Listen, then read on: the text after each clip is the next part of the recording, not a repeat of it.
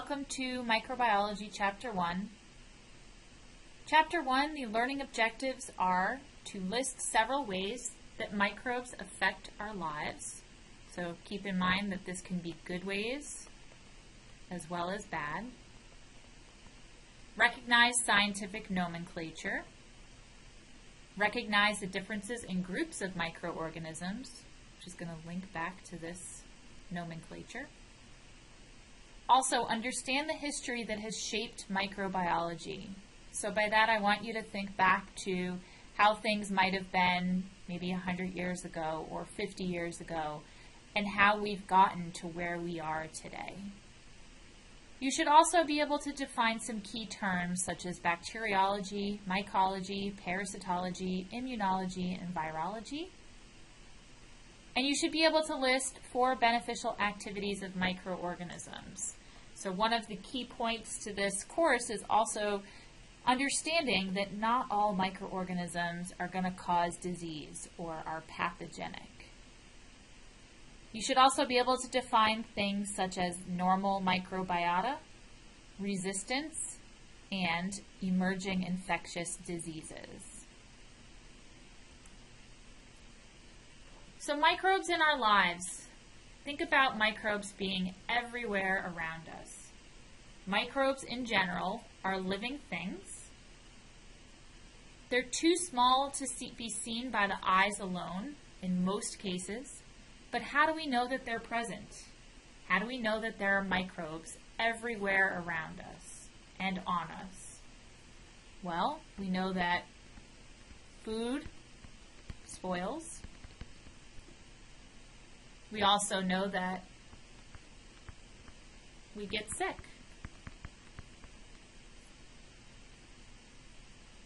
What are some of the tools that we can use to verify the presence of microbes? Well, if you're a scientist, you probably have access to a microscope. But even if we don't have a microscope, you go to the doctor and they could do lab tests. Oftentimes there are specific lab tests for specific microbes. There are things that we can see. So we can see infection or changes from normal.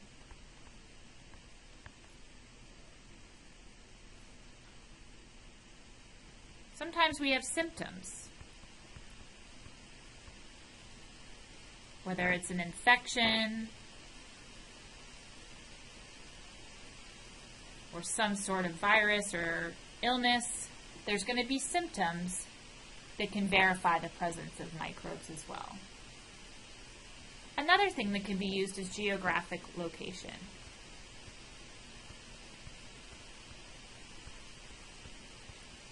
Certain parts of the world are going to have different microbes that can be present.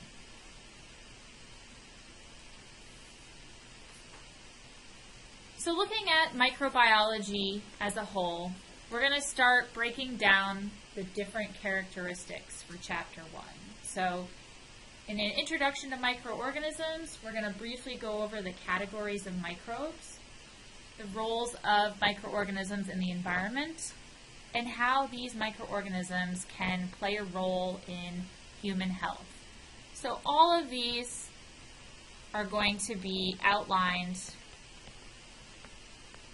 in great detail in your text. So make sure that you read Chapter 1. Microbes in our lives are important. They're not only important for maintaining the Earth's ecological balance, but they're very important to us, our overall health. So keep in mind that not all microbes are bad. An example, which we're going to get into a little bit more detail later in this lecture, are carbon cycles. So think about, with this diagram, how humans are going to be interacting in all of these different aspects. So starting in the middle, you have amino acids and proteins that are in plants and animals. So think of a decaying piece of plant or animal, when it's decaying, it's known as detritus. And as it's decomposing, it starts to get colonized by bacteria. So you know when something is decomposing, it has a scent to it. A lot of that is from the bacteria that are present, which is shown here. So during decomposition, these microbes are going to break down that organic matter, so the plant and the animal matter, and they're going to turn it into compounds that are then going to be available for plants to use again. So here you can see that during the breakdown process, we're now using that bacteria to turn the nitrogen or the amino acids into nitrates. And then these nitrates can then be taken up again by the plant. So this is what we would be eating.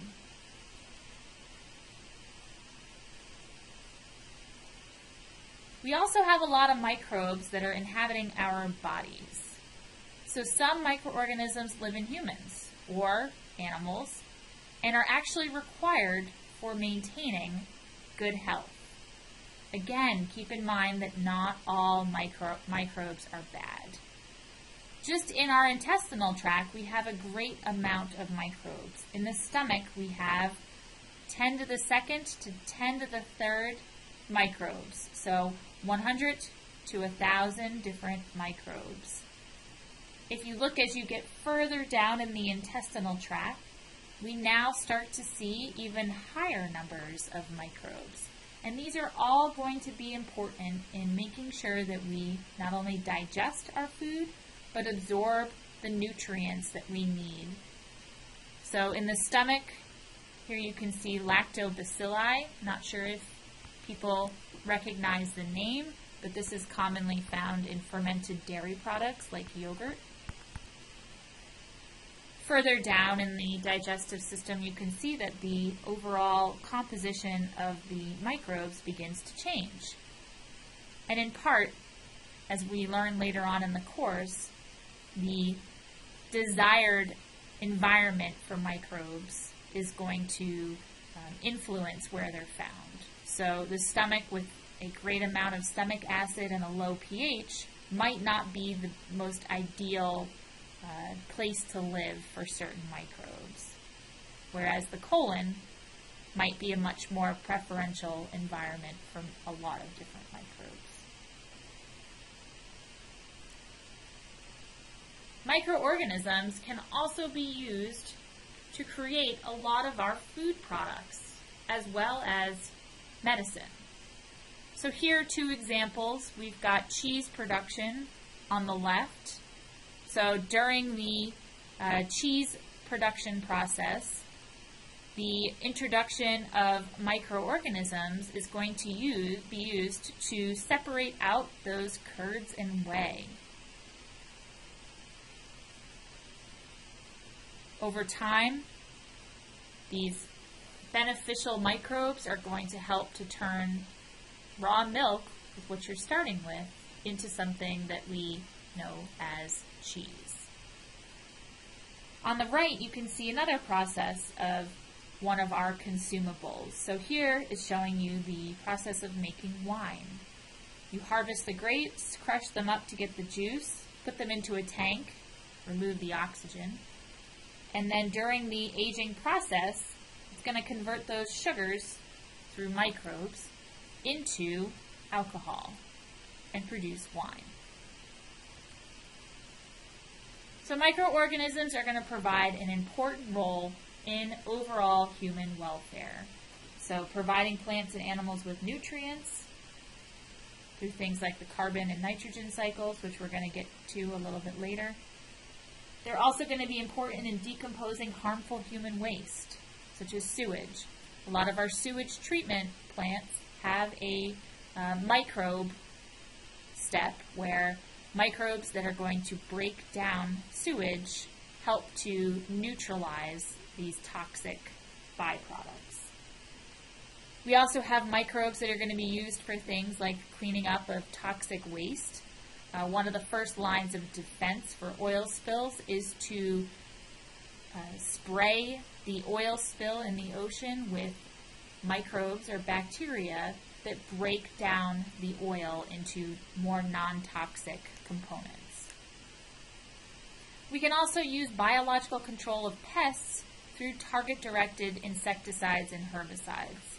So we can make sure that we're killing the things that we want to and not kill the things that we do not want to. There are certain bacteria that only kill plants, or certain bacteria that say only kill caterpillars, and we can use these as more environmentally friendly ways of controlling pests. But unfortunately, microbes can also cause us to be sick. They can cause disease. And as we know, there are quite a few microorganisms that are bad. When we talk about microorganisms and infectious disease, this just means that disease-producing properties combined with a host defense mechanism is going to determine whether or not a person contracts disease. So think of it as if somebody has a cold and they're sitting next to you, you may get that cold, but also if your host defense mechanisms are strong enough, you may avoid getting that cold. An infectious disease is one in which pathogens invade a susceptible host. So one in which pathogens invade a susceptible host.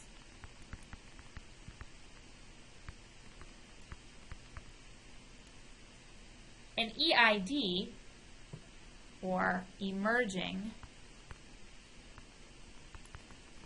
infectious disease,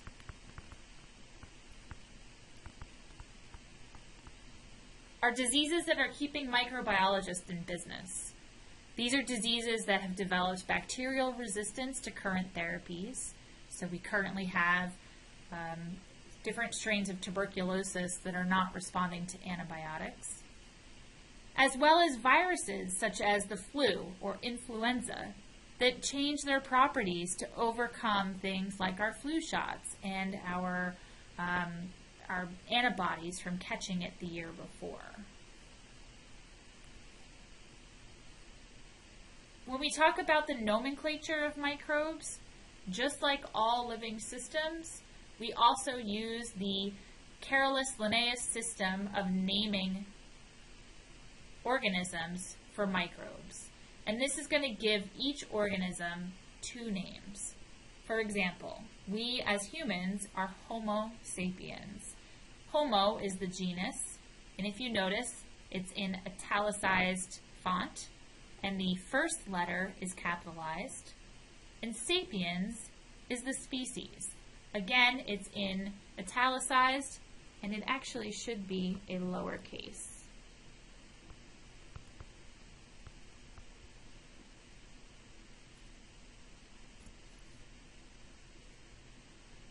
So which of the following listed below is a scientific name? So a scientific name needs to have a genus and a species, just like Homo sapiens.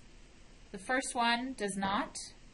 The second one is a name, but it's not a scientific name. The third one, group A, Streptococcus, looks like we have a genus but no species. D, Streptococcus pyogenes. This is our answer. We have a genus as well as a species.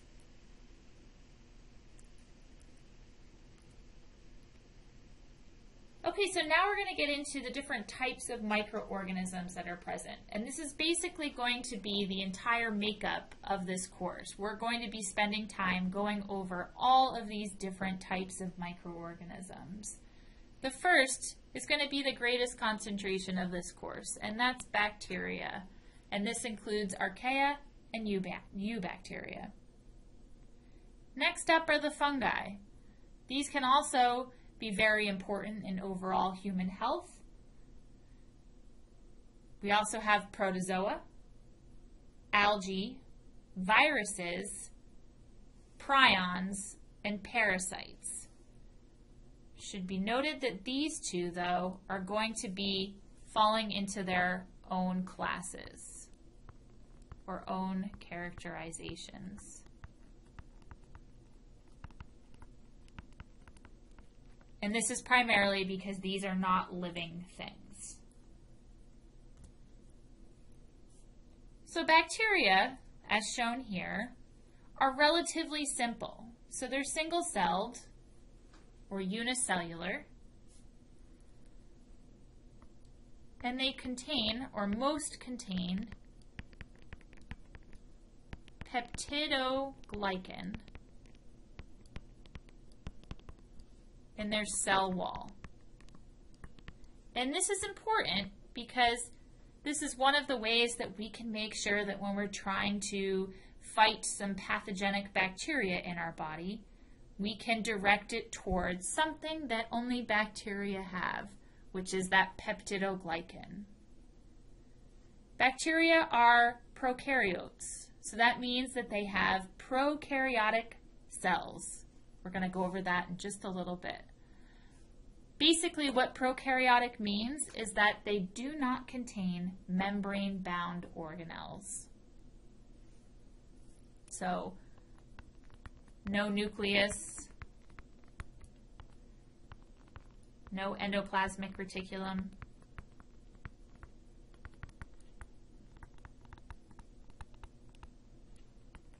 etc. No membrane-bound organelles. Bacteria reproduce asexually by a process known as binary fission.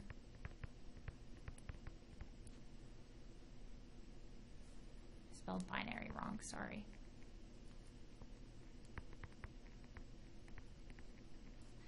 And basically what binary fission is the dividing of one cell into two equal cells. So basically, you're going to start with one cell,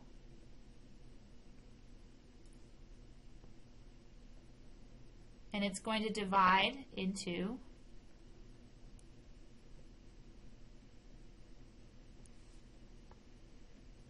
two equal cells. I'm trying to draw these as equal as possible.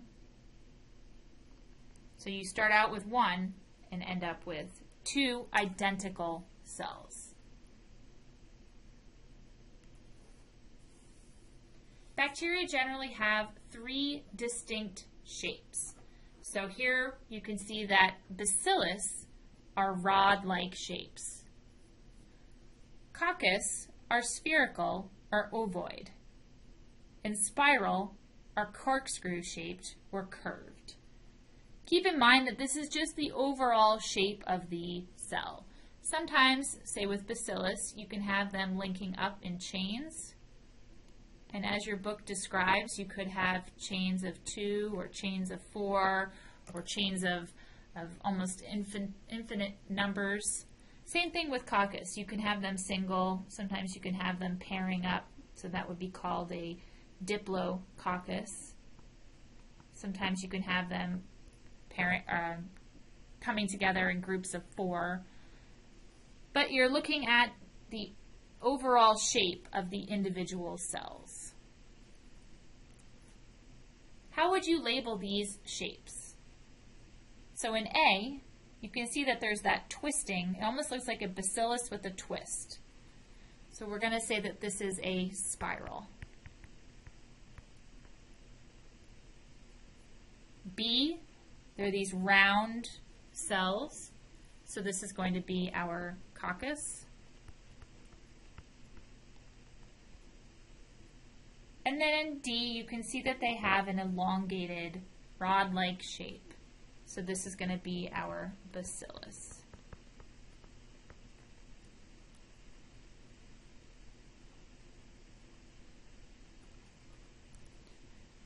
Not that this is going to be too applicable for this course since your lab is going to be online, but just a heads up, what you see through a microscope is not always what you'll see in a textbook. So a lot of times this surprises students. You can only see the general shape or outline of bacterial cells because they're so small.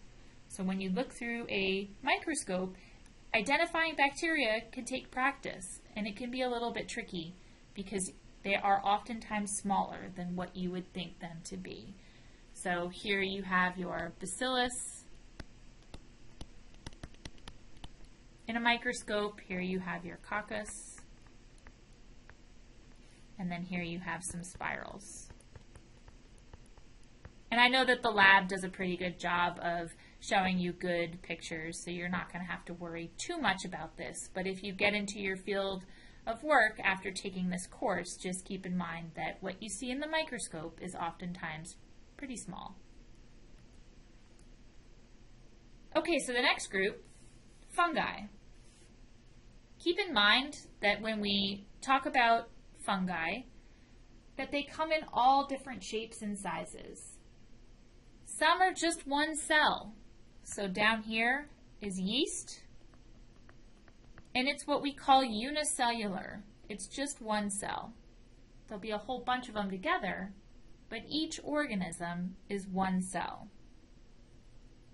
You can also look at some of the others, like the mushroom, and see that it's multicellular, or made up of a bunch of different cells. Fungi are what's known as eukaryotic. This means that these cells contain membrane-bound organelles. They have a nucleus and an endoplasmic reticulum and all the other different types of membrane-bound organelles. As we mentioned on the previous slide, fungi can be unicellular or multicellular. Things like yeasts are unicellular, things like mushrooms are multicellular. Fungi can reproduce in a way that's known as sexually. Get to this a little bit later, which is the combination of gametes.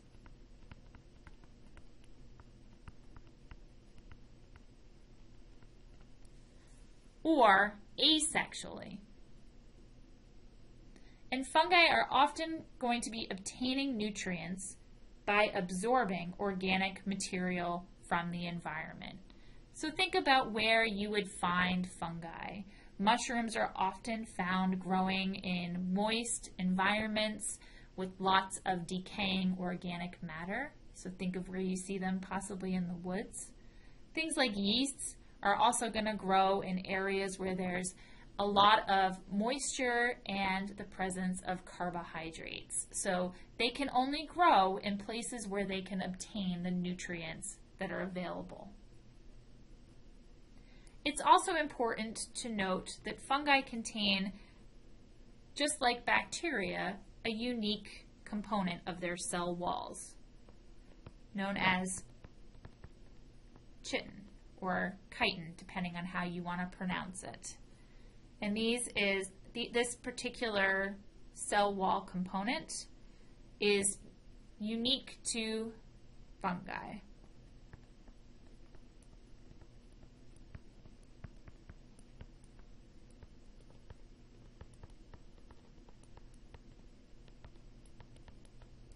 It's also found in crustaceans, this chitin, but not as a cell wall component, usually as an exoskeleton. The next group are protozoa. So these are things like amoebas and euglena. These are all going to be unicellular, but they're eukaryotic. So meaning that they contain membrane-bound organelles. Most of these move via specialized structures known as pseudopods, flagella, or cilia. And protozoa are unique because they can possess a variety of shapes, and they can exist either by themselves as free entities, so say in a body of water, or inside a host as a parasite. These are also capable of reproducing either sexually or asexually. The next group of microorganisms are the algae. Algae are unique because they are known as photosynthetic eukaryotes. So eukaryote, they have membrane-bound organelles. Photosynthetic means that they're going to contain specialized structures and enzymes for using the sun for energy. So we know that they're going to contain chloroplasts. And inside of these chloroplasts are different types of chlorophyll that are used for harnessing UV rays. Algae come in many different shapes. They can be unicellular or multicellular. They're also going to be able to reproduce both sexually and asexually. And in general, these microorganisms require very little from their environment. They can live very happily with only sunlight, water, and CO2. And this is part of the reason why they can grow just about anywhere. Are algae beneficial to humans? We'll go through this a little bit later, but they are responsible for using a lot of CO2 from the environment. And in the process, produce oxygen. So they are beneficial to humans. It's not to say, though, that they aren't also pathogenic.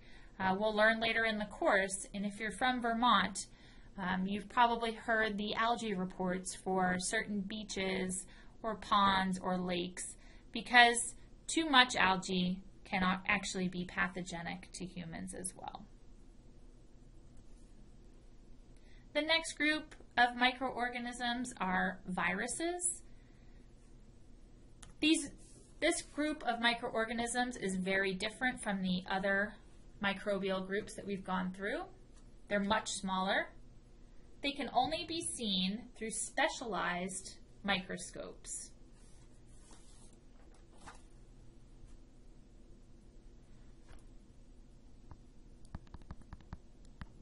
We'll go through the different types of specialized microscopes a bit later in the course.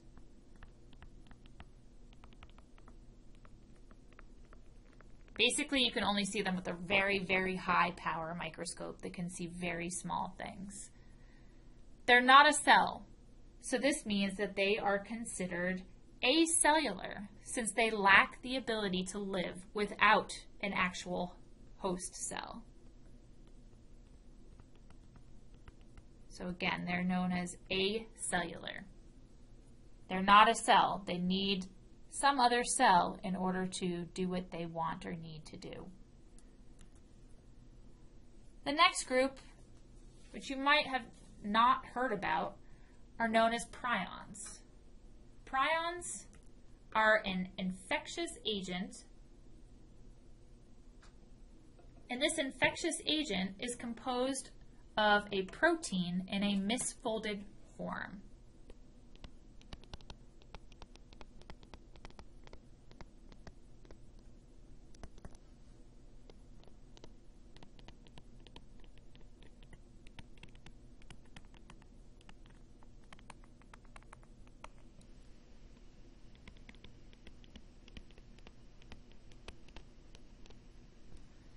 Prions are going to propagate by transmitting a misfolded protein state. So this infectious agent is going to basically use the host's replication mechanisms to make more of this misfolded protein. So prions propagate by transmitting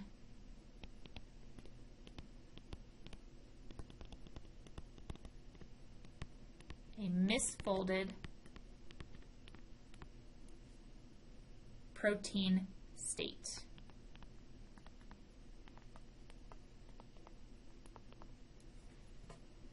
So when a prion enters a healthy organism, it induces the existing properly folded proteins to then go and convert into the disease-associated prion form.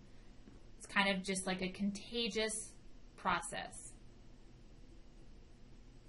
The prion is going to act as a template to guide the misfolding of more of these protons into that pathogenic prion form. These new formed prions can then go on to convert more proteins themselves. So think of it as a spreading kind of process, which is going to trigger a chain reaction producing large amounts of that prion form of that protein or that misfolded protein. So something like mad cow disease is a prion disease.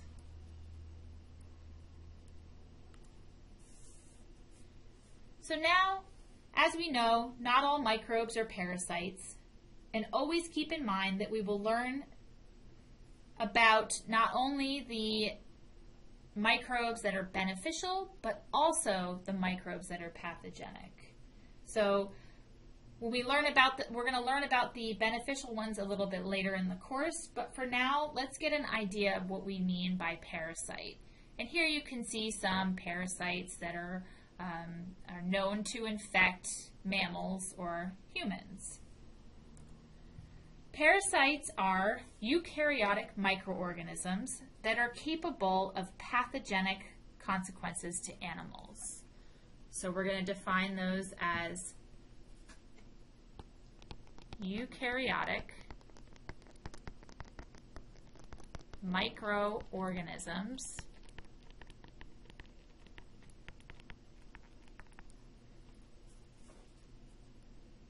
that are capable of pathogenic consequences.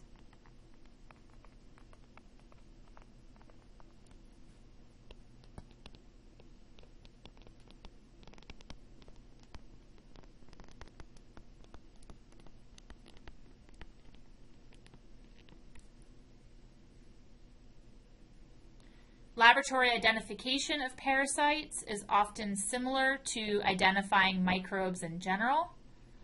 Usually, the detection of these organisms is going to be life cycle dependent. For example, shedding of worm casings during growth, often found in things like feces, or the presence of larvae during reproduction. We have different diagnostic tools to attempt to detect parasites at these different stages of reproduction. Some of these parasites can include things like worms or helminths. This includes flatworms, roundworms, ticks, and mites. And that's just to give you an idea of what the term parasite is meaning. Okay, so just to check your recall, which of the following statements about fungi is true?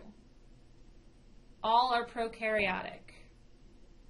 Well, that can't be true because we said that they're all going to be eukaryotic.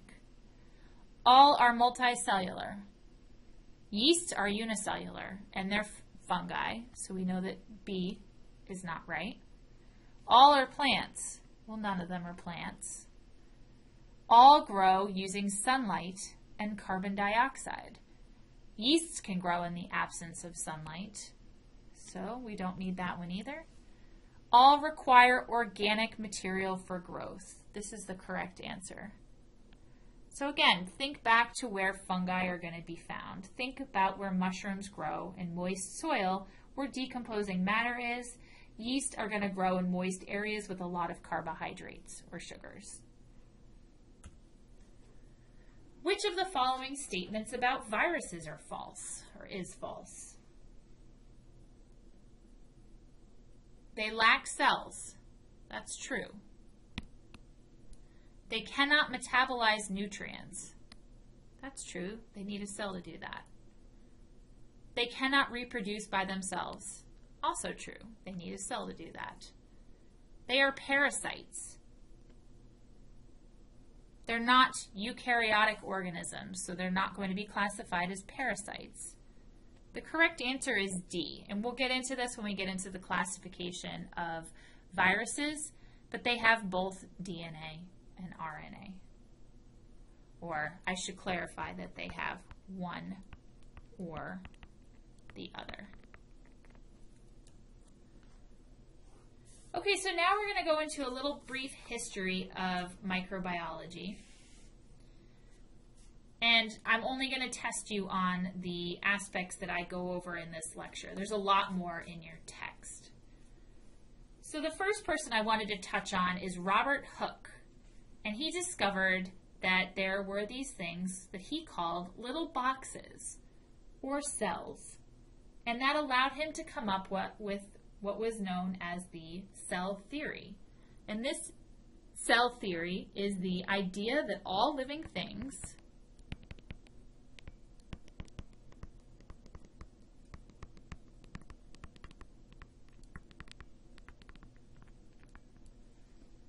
are composed of cells.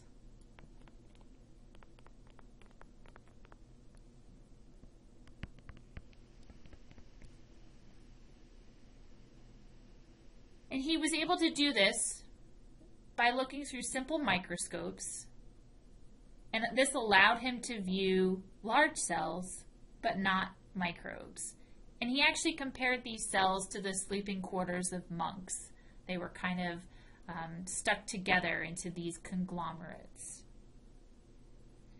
Next up, Van Leeuwenhoek designed a better microscope, and he was able to observe live cells that he named animalcules. So he found these live cells in things like rainwater, feces, and also from his tooth scrapings.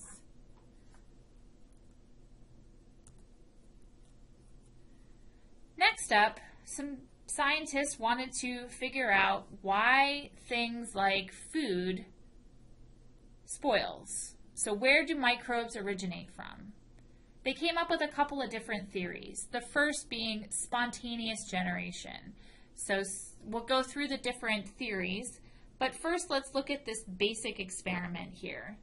So we've got 3 different flasks. The first flask is unsealed. So as you can see, you've got flies that are able to get down to that piece of meat, and you can see that they've laid eggs that are turning into maggots on it. The second flask doesn't have any microorganisms present on the top. You can't see any maggots on there, presumably because those flies were not able to get down and land onto that meat to lay their eggs. The last flask, the meat is intact. You don't see any fly remnants or maggots on the piece of meat, but if you look at the top, the flies have decided to lay their eggs or maggots on the gauze covering that container. So spontaneous generation is the idea that bacteria could arise from non-living matter.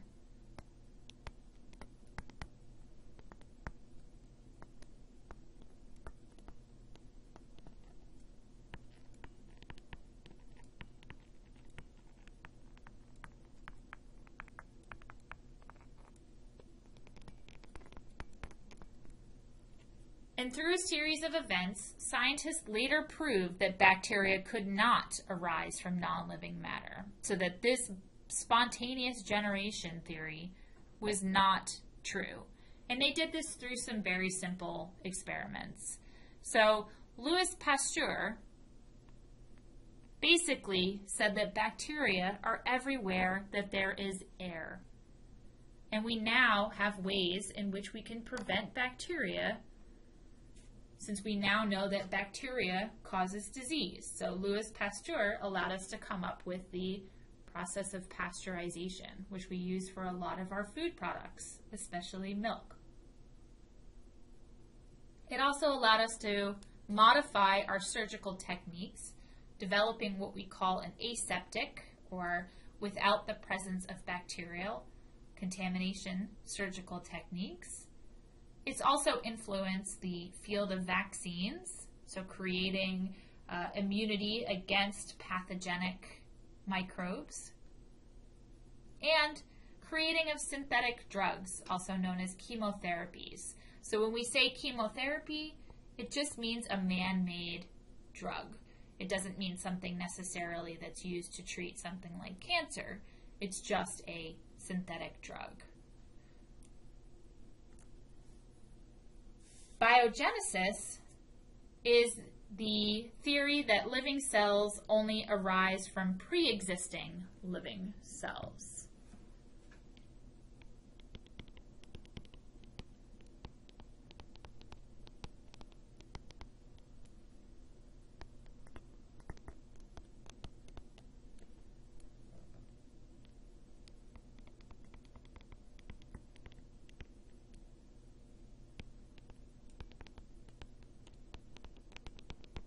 And this theory established the aseptic technique to prevent contamination with unwanted microbes.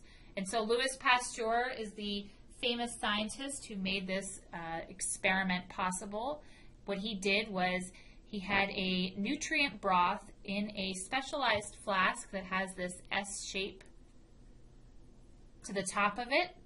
So it's open to the air, but in order for microbes to get from the top to the bottom, they would have to go through that S-shaped hook, which is not probable. So what he did was he heated that nutrient broth to kill off any living cells that could have been in there, and he leaves that end of that S-shaped flask uncapped. 1 year passes and there's no contamination, and the nutrient broth is still free from microorganisms. He then took that curved neck off of that flask and then noticed that shortly thereafter that nutrient broth now contains microorganisms.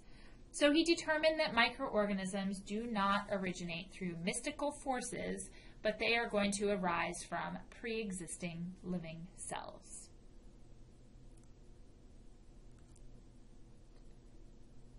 This allowed for Louis Pasteur to come up with the process of pasteurization. It was actually discovered in an attempt to keep beer and wine from spoiling. So you want to heat something, not just beer and wine, to kill microbes and thus slow down the process of spoilage. During this process, the fermentation process was also discovered. So this is where yeast convert sugar to alcohol in the absence of oxygen. Next up is the germ theory of disease. So during the process of figuring out what fermentation was, they revealed that a particular microbe or yeast could take organic matter and alter it. This also gave scientists the notion that microbes could cause other changes in organic matter, such as disease. Unfortunately, this was a really hard ticket to sell in the 1870s. At that time, disease was believed to be caused by things like doing bad things, like crime, misdeeds, sins, also things like bad smells, demons, etc., bad thoughts. At this time, though, surgery was a very risky business. A lot of people undergoing surgery would die from injury or die from the post-surgical complications. Scientists then realized that if surgeons washed their hands, there was less infection. There was also a lot of testing of various hand-washing procedures that was done during this time to minimize the post-surgery infection. One scientist and surgeon known as Joseph Lister, if you realize his name, Lister, he discovered that by using a compound known as a phenol, infections that are developed after childbirth were greatly decreased. Today, Listerine is named after Joseph Lister. And so after he discovered that there was a decrease in post-childbirth infections, surgical wounds began to be treated with phenol as well. Not only the hands being washed, but the surgical wounds. So that was a brief history, and now we'll get into the important roles in the environment.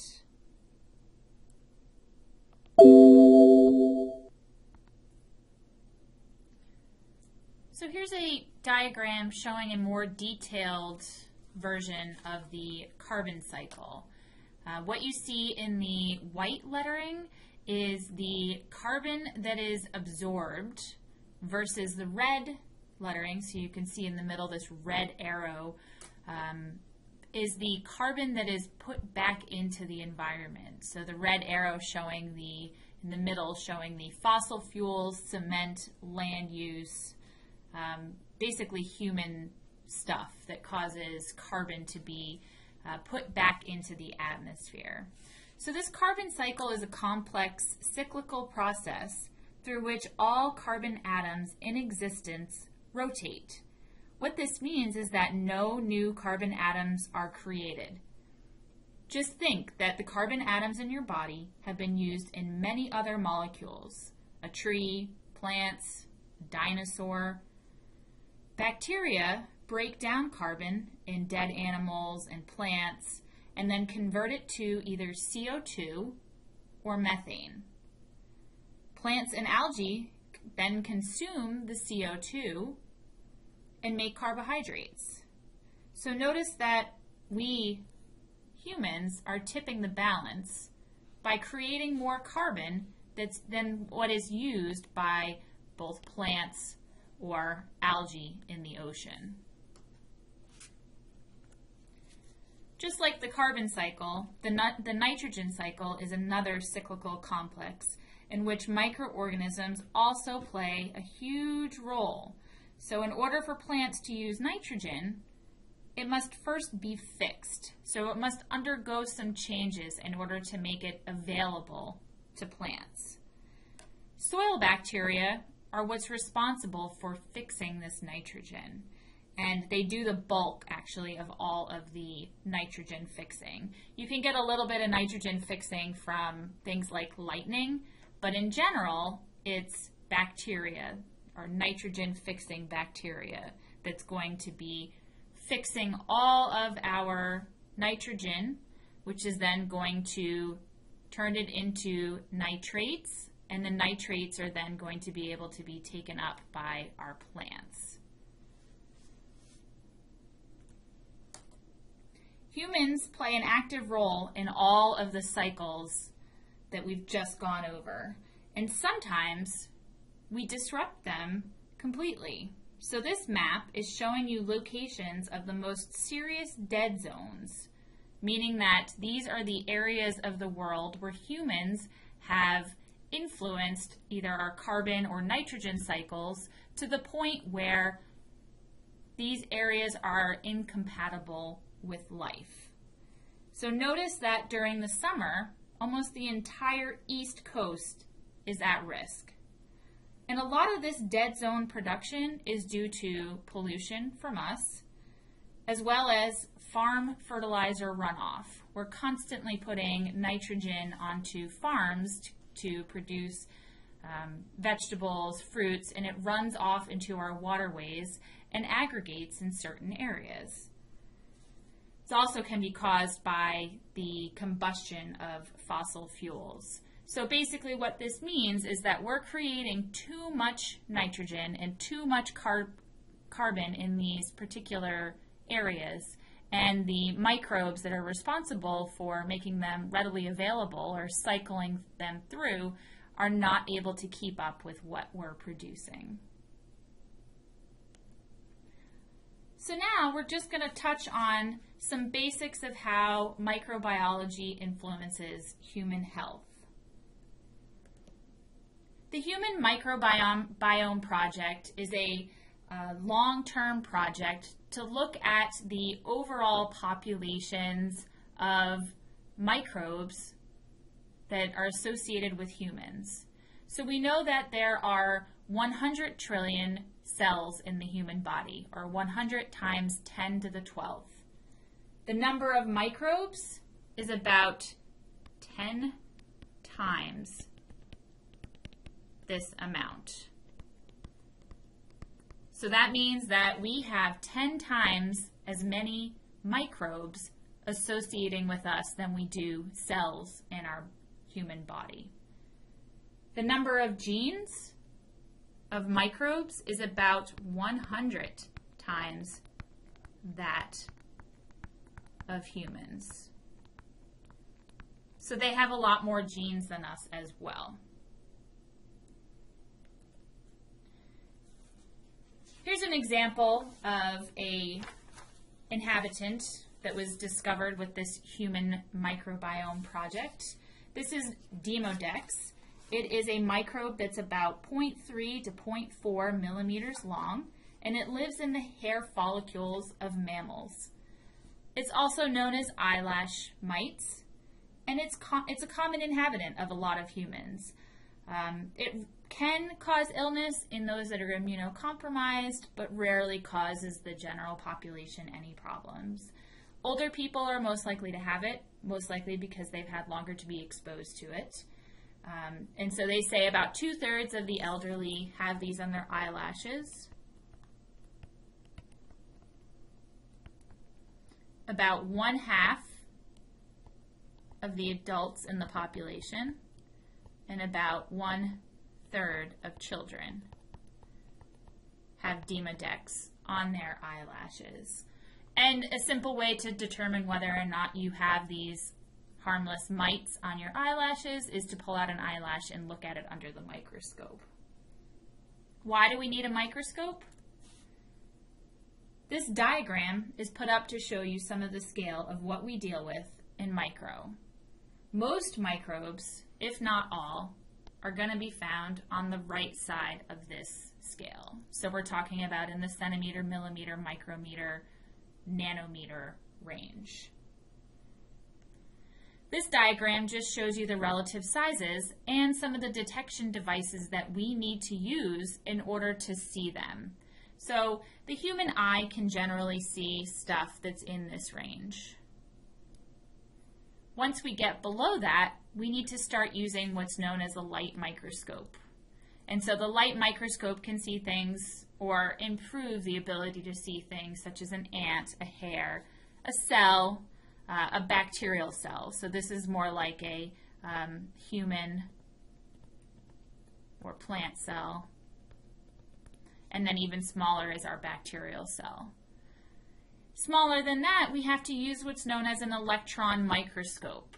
Electron microscope, you're not seeing an actual image, but you're bouncing subatomic particles off of something to get the generalized shape of it. So in order to see really tiny things like a virus, DNA, molecules, atoms, we're going to need to use a special electron microscope. Okay, so again, going back to that metric chart, keep in mind that something like Demodex is in the large end of the microbes. So Demodex with a size of 0.3 to 0.4 millimeters, we're talking about somewhere in this range.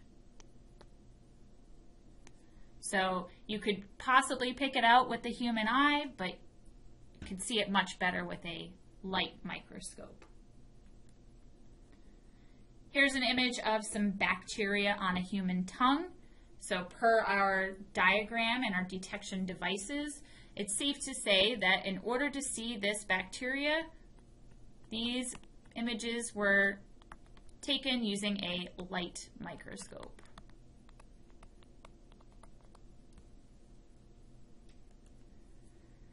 Okay, so now getting into some of the bacteria and the specialized structures. So we know that bacteria are different. We went through the different shapes that we can see. Some bacteria also are going to have specialized structures, and you can see some of them here.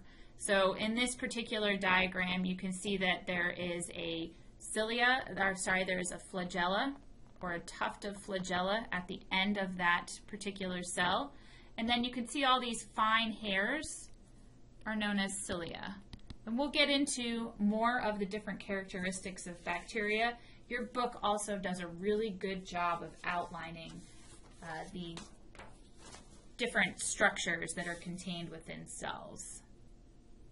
So again, keep this chart in mind when we highlight the different classes of cells. And your book, again, goes into much more detail, but for now, this is just a brief overview. So here's a bacterial cell, and bacterial cells are, in general, about 0.5 to 5 micro, so that's that fancy M, meters in diameter. So pretty small. And here you have a basic overview of a bacterial cell. And so there's some important structures that are common in bacterial cells. You can see that there is a cell wall, so the outside, or it's shown as that green layer. And on the inside of that cell wall is the cytoplasmic membrane.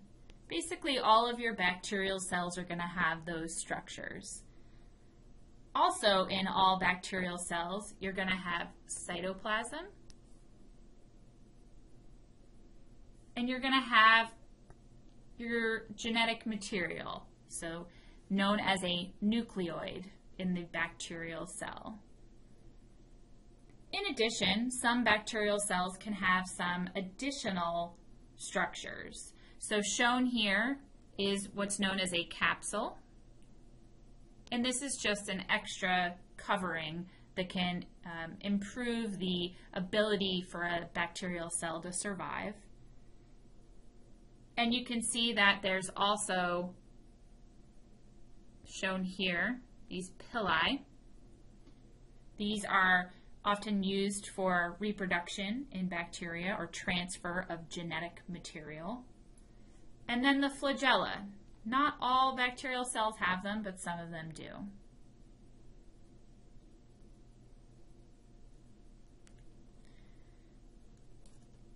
Sorry, it's also important to note that in a bacterial cell, there are no membrane-bound organelles.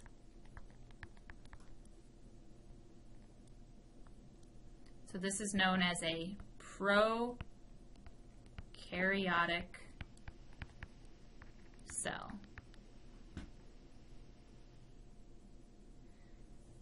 Also common in most bacteria, contained within the cell wall, is a material known as peptidoglycan.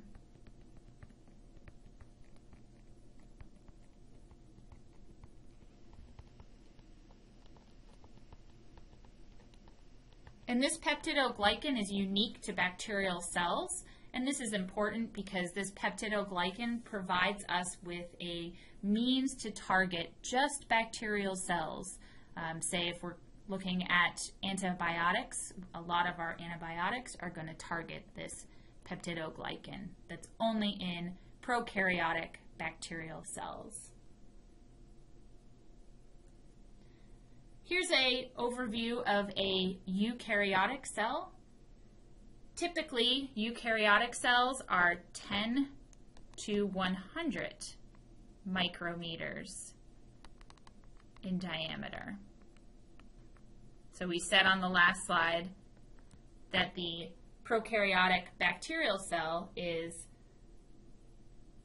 about 0.5 to 5 micrometers. So you can see that the eukaryotic cells are going to be larger. Notice here in the eukaryotic cell, we now have membrane-bound organelles.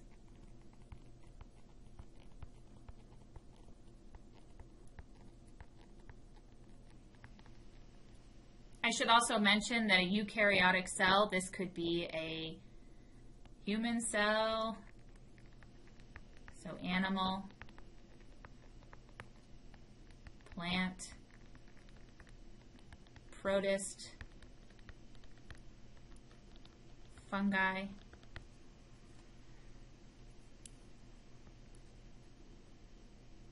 You should also note that they have specialized structures.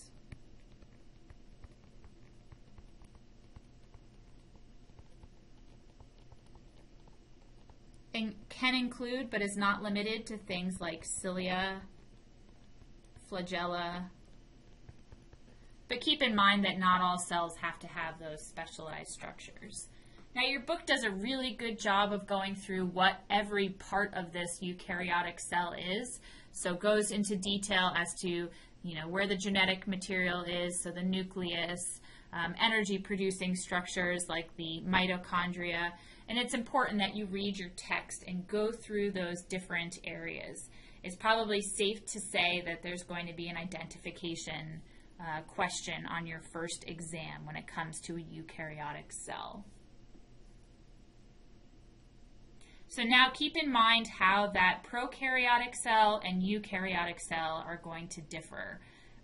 Again, so bacterial or prokaryotic cell, no membrane-bound organelles. In general, it's a lot more simplistic. Eukaryotic cell, you can see that there's lots of membrane-bound organelles. Again, they can have those specialized structures as well. Okay, so here's a question. You're observing a cell through a microscope, and you note that it does not have an apparent nucleus. You conclude that it is most likely... So think about these answers for a second, and think about the description of that bacterial or prokaryotic cell versus the eukaryotic cell. So we know that since it doesn't have an apparent nucleus, it probably doesn't have any membrane-bound organelles. So we're going to say that this is going to be a prokaryotic cell. So now we need to look and see which of the apparent answers are going to be correct. Well, we know that plant cells are eukaryotic, so we can cross that off. It is part of a multicellular animal. Again, that's probably a eukaryotic, or it is a eukaryotic cell. Moves by pseudopods, has a cellulose cell wall, has a peptidoglycan cell wall. So what did we say about prokaryotic cells? Most often they're going to have that peptidoglycan cell wall. So we haven't defined these yet, but this is the correct answer. So in general, we're going to conclude that this is a single cell prokaryotic with peptidoglycan cell wall. There's some good resources out there for comparing prokaryotic and eukaryotic cells. Here is a link. So other than your book, you can look online and go through. You can even find some quiz questions that are free online. So now how do we classify different microorganisms? Well, it's just like we characterize all other organisms. So this is our basic or classic characterization for all living things, including microbes. And I've outlined humans as an example. So we look at domain, kingdom, phylum, class, order, family, genus, species. So if we stick with humans, the domain, let's go to the next page. We start with the kingdom is Animalia. The phylum is Chordata. Sorry, that's switched. Class, mammals or Mammalia. Order, primate or Primata. Family, Hominidae. Genus, Homo. Species, Sapiens. So notice the last two. This is usually what we go by when we're talking about different species, especially in microbiology. We represent each microbe with a genus and species. And notice that the genus is in italicized as well as the species, and the first letter of the genus is capitalized.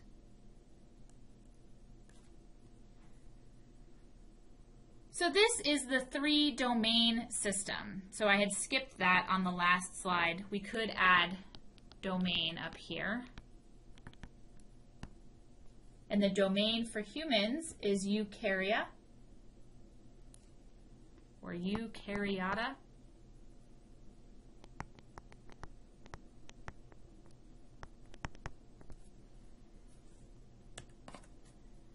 And here is the three-domain system.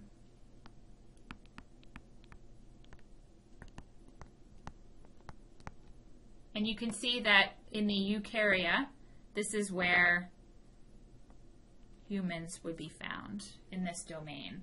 We've also got a bacteria domain and an archaea. We'll get into archaea a little bit later in the course, but think of archaea as the weird bacteria or microbes that have very unique characteristics. So you'll see here that there's things called thermophiles and halophiles. Basically, these are bacteria that can live, or microbes that can live in extreme environments, very, very hot temperatures or very, very salty environments. So three-domain system, if you look at the center, basically what this is saying is that all of these domains originated from the same precursor and then branched off. So here's another representation of this three-domain system. And basically this grouping was done based on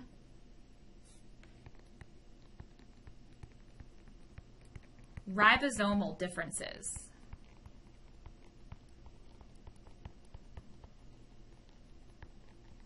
Not necessarily the way things looked or behaved. And again, this shows common lineage.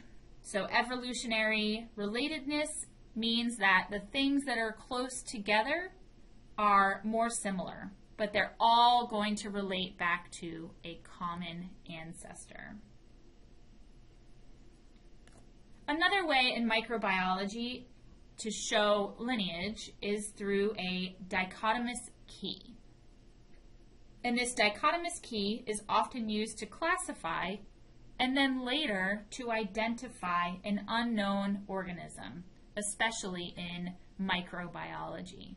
So basically, all of these microbes that are listed here are separated by one characteristic in the end, so that you have your individual groups. Of course, if you were going to come down here, you would continue to separate them out into their individual groups. So again, three-domain system shown over here.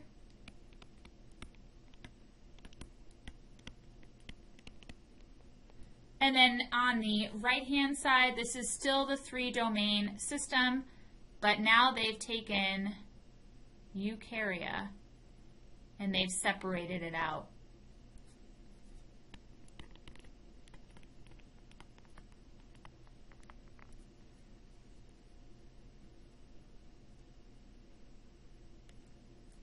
Okay, so question, which of the following does not belong with the others?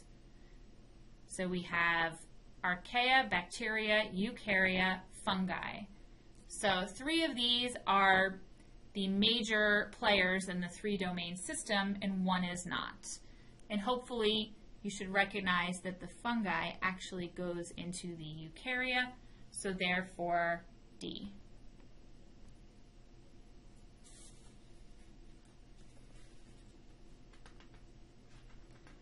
Another question. So you're looking at a white cottony growth on a culture plate. Microscopic observation reveals that it is multicellular.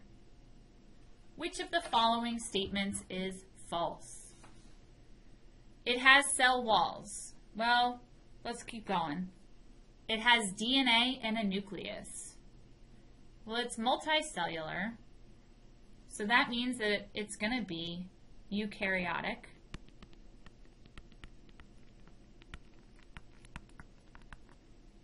So it makes sense. So that one's not the correct answer. C, it is eukaryotic. We've already determined that. D, it is a bacterium. We've already said that it's multicellular, and we know that bacteria are single cells. So therefore, D is our correct answer.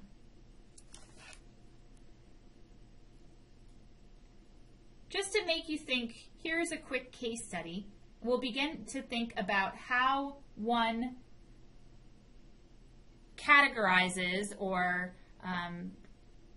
thinks about the things to look for in these case studies a bit later. So we'll get into epidemiology and symptoms of disease, but this is just to get you thinking about how a microbiologist may think in order to figure out what a microbe is doing. In 1981, the following information came to the attention of Dr. Barry Marshall, a gastroenterologist at the Royal Perth Hospital in Australia. He found that household members of ulcer patients do not develop antibodies to Helicobacter. So Helicobacter is a bacteria that's going to cause ulcers. So peptic ulcers. And he noticed that people that live in the house with somebody that has this Helicobacter don't develop antibodies to this bacteria, meaning that they are not coming in contact with that Helicobacter.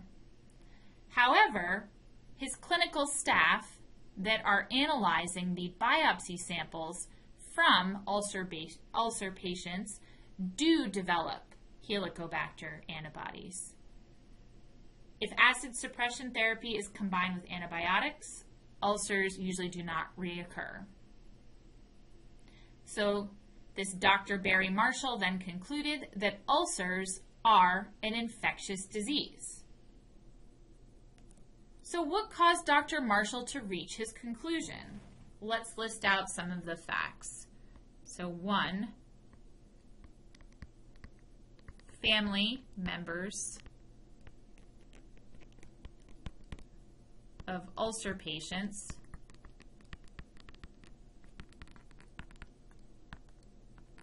do not develop antibodies.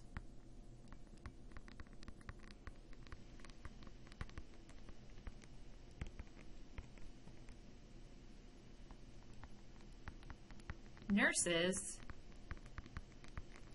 that handle biopsy tissue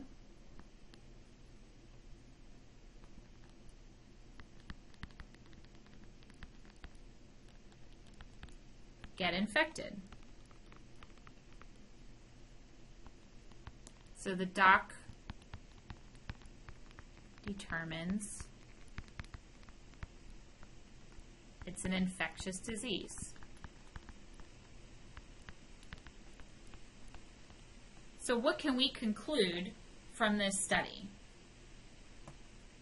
Do family members come in contact with the stomach tissue of ulcer patients? No. So we can conclude that you must come in contact with the bacteria to catch it.